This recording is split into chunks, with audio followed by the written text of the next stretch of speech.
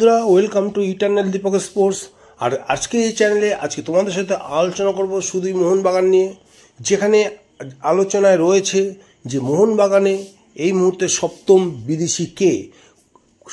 বিদেশি কে হতে চলেছে। এই প্রশ্নের উত্তর যেমন আজকে দেব, সেইভাবে এ পর্যন্ত মোহনবাগান যে টিম তৈরি করেছে, যে টিম ক্রিয়েট করেছে, সেই টিমটা এই মুহূর্তে ভারতবর্ষে কোন পজিশন আছে, একথা বলতে কোনো অসুবিধা নেই। এই মুহূর্তে আমরা বলতেই পারি চোখ কান বুঝে এক কথায় ভারতবর্ষের একমাত্র শক্তিশালী দল যদি কোনো দলকে বলতে হয় সে হচ্ছে মোহনবাগান।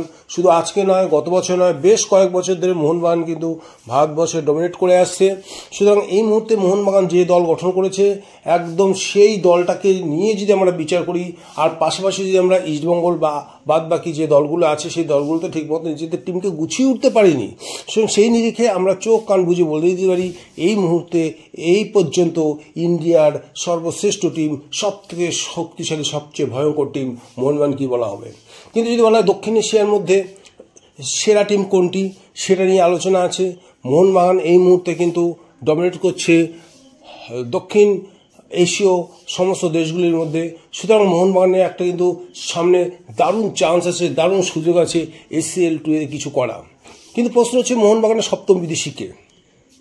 এই প্রশ্নের উত্তরে যদি আমি বলি তাহলে বলবো যে এই মুহূর্তে মোহনবাগান এই চিন্তা ভাবনা থেকে পুরো বেরিয়ে এসেছে।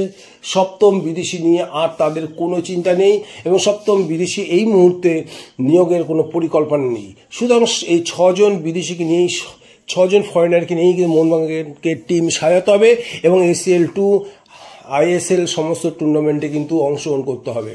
সুতরাং এই টিমটা কেমন হলো, এই টিমের শক্তি মানে দুর্বলতাই কোথায়, বা এই টিমের মূল শক্তি কোথায়, সব বিষয় নিয়ে আজকে আলোচনা করব। যদি আলোচনা করা হয় যে এতদিন পর্যন্ত আমরা সত্যি খুব আশা করেছিলাম যে একজন প্রপার স্টেডিয়াম হয়তো সপ্তম বিদেশি হিসেবে মোহনবাগান নিয়োগ করবে বা রিক্রুট করবে, কিন্তু এই মুহূর্তে তার কোনো সম্ভাবনা নেই। সব মাঝমাঠে যে ফাঁকা, আমি দুর্বলতা যে কারণে বলছি, মোহনবাগানের যে দুর্বলতা আছে, সবচেয়ে বড় দুর্বল জায়গা হচ্ছে মাঝমাঠ। যে মাঝমাঠে কোনো ফরেনার নেই, কোনো প্রপার স্টেডিয়াম নেই যে নাকি খেলাটাকে কন্ট্রোল করবে, ডিস্ট্রিবিউট করবে এবং গোলের জন্য বল বাড়াবে। সুতরাং সেই জায়গাটা কিন্তু মোহনবাগানের সেই শূন্যস্থানই রয়ে গেল। তো সেক্ষেত্রে মোহনবাগানের যে ভারতীয় ব্রিগেড খুব খারাপ নয়, কিন্তু এই ব্রিগেডটাই কিন্তু অ্যাকচুয়ালি নিউক্লিয়াস, টোটাল ইন্ডিয়ার ফুটবল টিমের যে নিউক্লিয়াসটা আছে সেটাই কিন্তু মোহনবাগানের মাঝমাঠে রয়েছে, যেখানে আছে আপুইয়ার মতো দক্ষ একজন মিডফিল্ডার, যে বিপক্ষের পা থেকে বল কেড়ে নিতে পারে এবং বল বাড়াতে পারে, প্রয়োজনীয় গোল করতেও পারে। এছাড়া আছে সাহাল আব্দুল সামাদ। আমি বলবো এই মুহূর্তে ইন্ডিয়ার সর্বশ্রেষ্ঠ যদি মিডফিল্ডার কেউ থাকে, সব থেকে স্কিলফুল, সব থেকে বুদ্ধিমান কোনো প্লেয়ার যদি থাকে, সে হচ্ছে সাহাল আব্দুল সামাদ। এটা বলতে কোনো অসুবিধা নেই, কিন্তু প্রশ্ন হচ্ছে একটা, যে প্রশ্নটা হচ্ছে এই যে সাহাল আব্দুল সামাদ যেদিন খেলবে সেদিন বাকিরা সব দেখবে, বাকিটা সব দর্শক হয়ে যাবে। আর সবচেয়ে বড় কথা, এই প্লেয়ারটির কোনো কন্টিনিউটি নেই। আজকে ধরো 10টা ম্যাচের মধ্যে 4টে ম্যাচ ফাটাফাটি খেলবে, সেদিনকে শুধু সেই খেলবে, বাকিরা কিন্তু খেলবে না, বাকিটা দেখবে। এত শিল্পবোধ, এত, আমি অন্তত এই দশকের মধ্যে আমার দেখা সব থেকে শ্রেষ্ঠ স্কিলফুল প্লেয়ার কিন্তু এই সাহাল আব্দুল সামাদ। কারণ একথা আমার সাথে কতটা তোমরা একমত হবে আমি জানি না, কিন্তু তার খেলাগুলো যদি তোমরা ভালো করে দেখো, যে ম্যাচে সে খেলতে পারছে না, কোনো কাজই ঠিকমতো হচ্ছে না, সেই ম্যাচটার দিকে তাকাবে না। বাট যে ম্যাচে সে ক্লিক করে গেছে, যে ম্যাচে সে সাফল্য পেয়েছে, সেই ম্যাচগুলো ভালো করে দেখবে, পায় কি অসাধারণ জাদু। সুতরাং এই সাহাল আব্দুল সামাদ যেদিন ফর্মে থাকবে, সেদিনকে যে দলের হয়ে খেলবে সেই দলের কিন্তু সাফল্য অনিবার্য। এই মাঝমাঠে এমন একজন প্লেয়ার আছে। এছাড়া মাঝমাঠে আরেকজন প্লেয়ার কথা না বললে সে থাপা, যেদিনকে খেলবে ভয়ঙ্কর ফুটবল খেলা খেলে দেবে। সুতরাং এইরকম একটা মাঝমাঠ। এছাড়া অভিষেক সূর্যবংশী আছে, দীপক টাংরি আছে।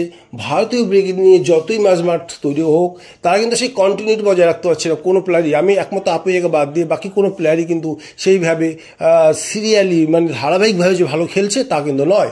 একটা ম্যাচ ভালো হলো, পরবর্তী ম্যাচে চোটকে বাইরে চলে গেল বা ফর্মে নেই, এরকম কিন্তু। সুতরাং সেই জায়গাটায় একটা পাওয়ারের দরকার, একটা মাসেল পাওয়ারের দরকার আছে। সেই মাসেল পাওয়ার একজন মিডফিল্ডার কিন্তু এই মুহূর্তে মোহনবাগানের প্রচণ্ড দরকার, এবং আমরা আশা করেছিলাম যে সপ্তম বিদেশি হিসেবে সেই মিডফিল্ডার কি হয়তো আমরা পাবো, কিন্তু মোহনবাগান ম্যানেজমেন্ট এই মুহূর্তে সিদ্ধান্ত নিয়ে ফেলেছে সেই রকম কোনো পরিকল্পনা আদৌ নেই।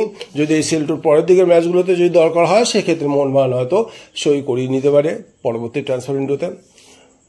এই হচ্ছে মোহনবাগানের দুর্বলতা। আর যদি বলা হয় যে মোহনবাগান যে টিম, যে মাল মশলা মোহনবাগানের ভিতরে আছে, যে জিনিস মোহনবাগানে আছে, সেই জিনিস কি সঠিক রান্না হচ্ছে আমি বলবো না। মলিনা এই মুহূর্তে নো ডাউট ভালো কোচ, মোহনবাগানকে ডাবল জিতিয়েছে। তা হলে বলছি মোহনবাগানের খেলা দেখে কিন্তু চোখের কিন্তু শান্তি আসছে না। যে টিম মোহনবাগান গঠন করেছে, যে জিনিস মোহনবাগানের ভিতরে আছে, যে সম্পদ মোহনবাগানে আছে, তার কিন্তু পুনর্বিন্যাস আমরা দেখতে পাচ্ছি না। খেলার জাদু থাকবে। মোহনবাগান কি করলো, গত বছরে দুজন ডিফেন্ডার, বিদেশি ডিফেন্ডারকে ডিফেন্সে খেলিয়ে দিয়ে আমাদের অফ ফ্রন্টের মাত্র দুজন বিদেশি নামিয়ে দিয়েছে। সুতরাং যে গতিতে মোহনবাগান ফুটবল খেলবে, যে অ্যাটাক করবে, শুধু অ্যাটাক করেই যাবে, বিপক্ষরা খালি ঠেকাবে, সেই ফুটবলটা কিন্তু মোহনবাগানের পাশ থেকে মাঝে মাঝে পাচ্ছি। একদম যে পাচ্ছি না তা না, মাঝে মাঝে পাচ্ছি, কিন্তু কন্টিনিউয়াসলি কিন্তু আমরা সেই ফুটবলটা মোহনবাগানের পা থেকে পাচ্ছি না। আমাদের পেতে হবে সেই ফুটবলটা, এবং সেইভাবে খেলাটাকে সাজাতে হবে। এবং সেই কারণেই মোহনবাগান ম্যানেজমেন্ট কিন্তু মেহতাব সিংকে মোহনবাগানে, টেকসামকে মোহনবাগানে কিন্তু সই করিয়েছে, যাতে একজন বিদেশির সঙ্গে একজন ভারতীয় একজন আর বিদেশি একজন এই নিয়ে ডিফেন্সটাকে সাজিয়ে নিতে পারে, এবং আপ ফ্রন্টে তিনজন বিদেশিকে খেলতে পারে। কিন্তু তিনজন বিদেশি কে খেলবে? সেই হিসেবে যদি ধরা হয় যে এই মুহূর্তে মোহনবাগানে এমন একজন প্লেয়ার সই করেছে, সর্বশেষ যে ফরেনার মোহনবাগানে সই করেছে, সে হচ্ছে অসাধারণ প্লেয়ার। স্কিলের দিক দিয়ে যে কোনো বিদেশিকে এই মুহূর্তে দক্ষিণ এশিয়ার টক্কর দেবে এই রফসান রবিনহো খেলা কিন্তু মোহনবাগানের বিপক্ষে আমরা দেখেছি। মোহনবাগানে এক কথা নাচিয়ে গেছে রফসান রবিনহো। বসুন্ধরা সাথে যখন মোহনবাগানের ম্যাচ হয়েছে, সেই ম্যাচে আমরা দেখেছি কি খেলাটাই না রফসান খেলেছে, মোহনবাগানের প্লেয়ারদের নিয়ে ছেলে খেলা করেছে। সেরকম একজন প্লেয়ার এই মুহূর্তে মোহনবাগানের হয়ে খেলবে। সে মোহনবাগানের হয়ে যদি সেই খেলাটা খেলে, মোহনবাগান সমর্থকরা কিন্তু এটাই চাইছে যে খেলাটা রফসান মোহনবাগানের এসে খেলেছিল, সেই খেলাটা এবছর যেন মোহনবাগানের হয়ে খেলে এবং বিপক্ষকে তছনছ করে দেয়। এবং রফসান যদি, আমি কথা দিচ্ছি, সেই ফুটবলটা খেলতে পারে, তাহলে বিপক্ষের কিন্তু ভয়ের কারণ আছে, বলে দিচ্ছি ভয়ের কারণ আছে। আরও ভালো যদি হতো, মোহনবাগানের মাঝ মাঠের একজন যদি বিদেশি চলে আসতো, তাহলে এই মোহনবাগানকে ঠেকানো নিয়ার টু ইম্পসিবল। হ্যাঁ, নিয়ার টু ইম্পসিবল। এই মোহনবাগান ঠেকানো কিন্তু সম্ভব না। যে ফুটবলটা, যে দলটা এই মুহূর্তে মোহনবাগান গঠিত হয়েছে, সেই দলটাকে ঠিকমতো যদি পরিচালনা করতে পারে আমাদের কোচ হোসে মলিনা, তাহলে এই ফুটবল টিমটা কিন্তু সামনের দিনে নজির গঠন করবে। তো যে কথা বলছিলাম বন্ধু তোমাদের, যে এই ফুটবল দল, এই দলটা আর সপ্তম বিদেশি নিয়োগের কোনো জায়গা নেই।